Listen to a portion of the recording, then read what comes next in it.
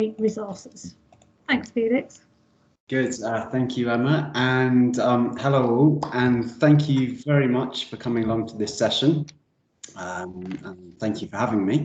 Of course, I'm really pleased to be able to introduce you to our forthcoming project, publishing in November 2021, which is entitled Research Methods, Primary Sources. And a quick summary of the project is that it aims to improve primary source literacy in undergraduate students by showing how professionals work with archival or primary source material. But first, a quick introduction to me. My name's Felix Barnes, and I'm a publishing manager at Adam Matthew Digital. And I look after the production of many of our projects. And if you needed a quick introduction to Adam Matthew Digital, in case you were wondering, so we're an academic publisher of primary source collections. So we license, then digitize, then publish online collections of primary source material sourced from archives and libraries all over the world. And then this material can then be accessed by social scientists,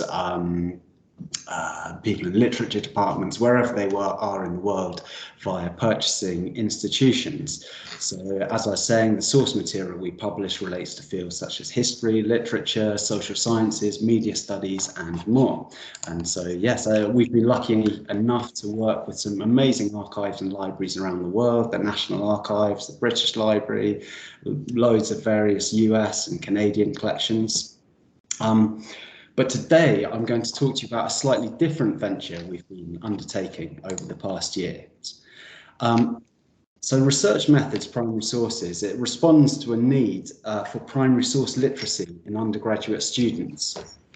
And the aim of the project is to show and teach students how professionals work with these archival materials. So how do they approach, how do they analyse, and how do they read this material? How do they find the material? What are the pitfalls and issues of working with primary source material and archives in general? You know, what is the nature of archival material? Why is it collected? Whose voices are left out? So those are the kind of the aims or the learnings this project hopes to do. As you can imagine, we publish loads of primary source material, and what we wanted to do is really then show people how this material can then be used. So I should add that Adam Matthew is owned by Sage Publishing, who they have several projects on research methods in the social sciences. So this, as we a specialist primary source publisher, we wanted to look at methods of using primary sources.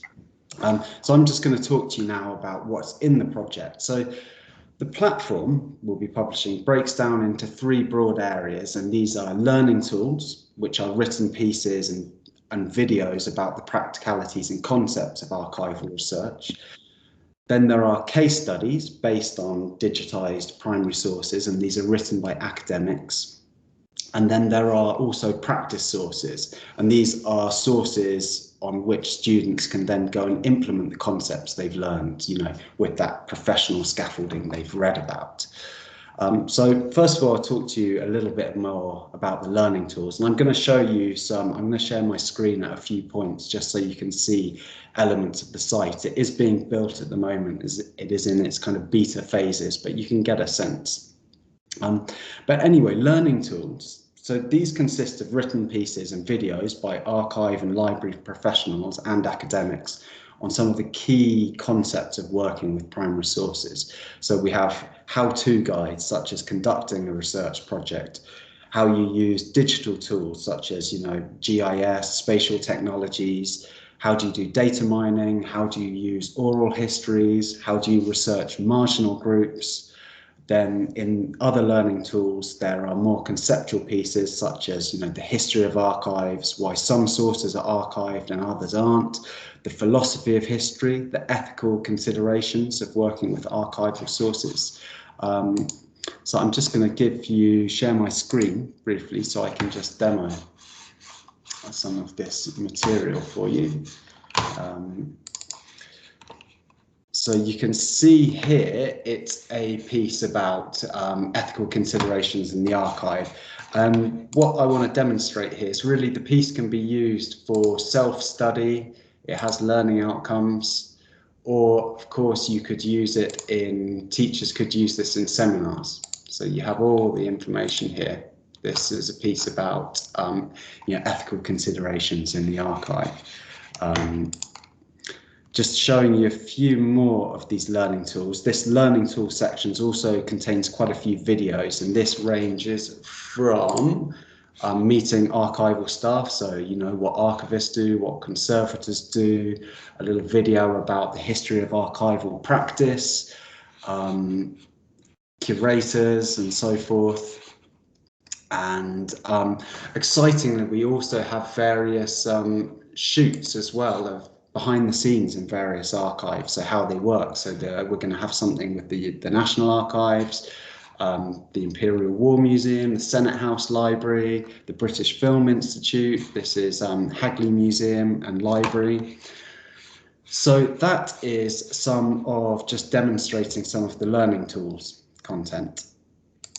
So I'm just going to go back to my screen. And then the next section of the platform is case studies, and in these, in many ways, are at the heart of the platform. There are going to be around over 130 case studies, and these are all based on primary sources, and they're written by academics and scholars and experts in the field, and they will show students how to interact with primary sources. And there are broadly three types of these case studies. So the ones that look at how to deal with particular types of sources. So how do scholars use correspondence? How do they use financial records? How do they use diaries?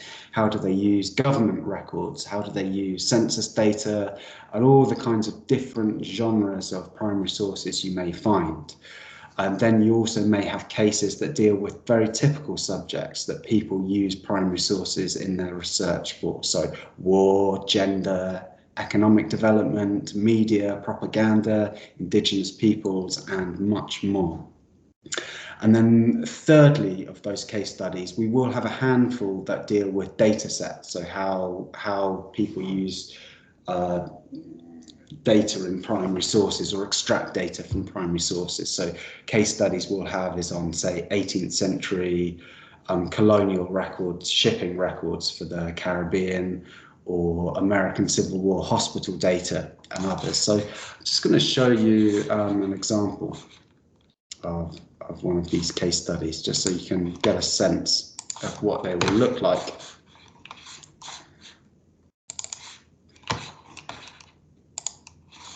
And you can see here, this is the case study. So, you know, using advertisements in historical research is the title, and as you can imagine, it has all the, as I was saying, you have all the various elements that, so this case study can be used by the student for self-study, or it has various questions as well. So it kind of steps you through. It has the source itself, so this is the source, and it encourages students to interact with the source by asking the questions about it, and then the scholar will write the context of the source, and then they will ask, you know, the basic questions you should ask when you come to use such sources, and then they will give their evaluation of the source,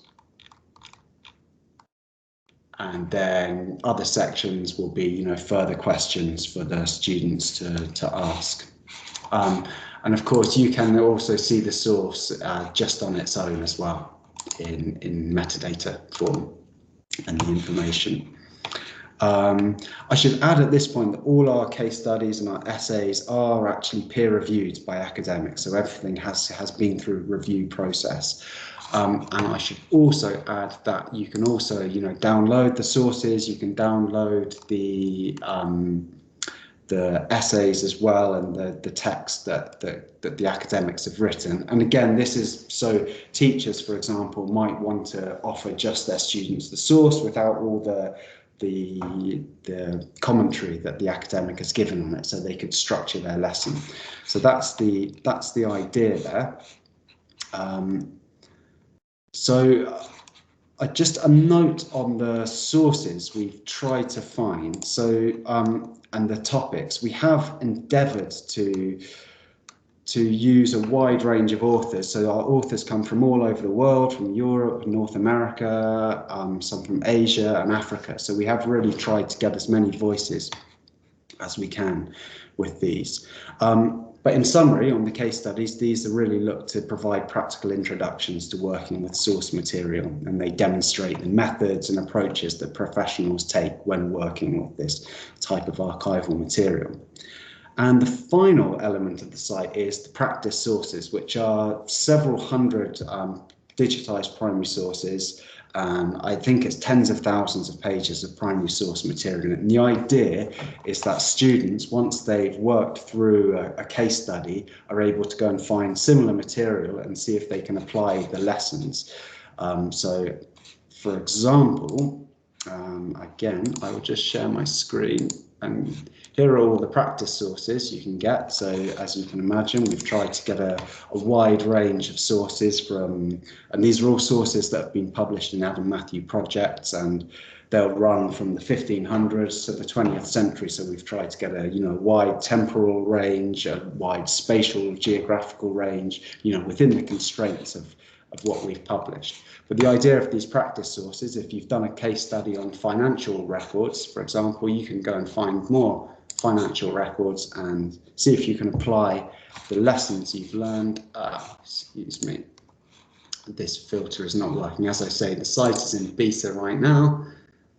Classic, not to demo your live site.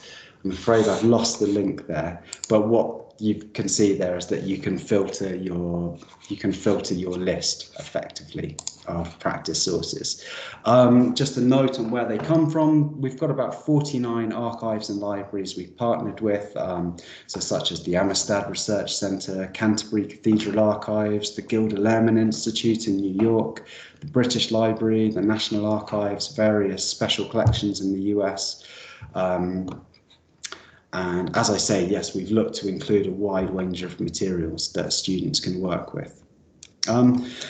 So there you have, that's my brief introduction to Research Methods Primary Sources, and it's a project we've absolutely loved working on it, and we're really hoping it'll advance primary source literacy in undergraduate students and encourage the use of archival sources and primary sources and archival material in their research. So there you have it. Over to you for any questions.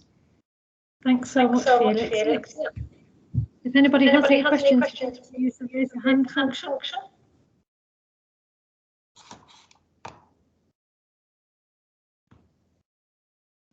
And don't forget to get around certainly engage with Felix and all the sponsors in the sponsor channels on Teams. And of course, I want to mention that sponsor treasure hunt again. So just give it another moment to see if anybody would like to ask any questions. And we've recorded this session as well, so we can always go back and look at this and pick up any of the details that Felix went through in this session.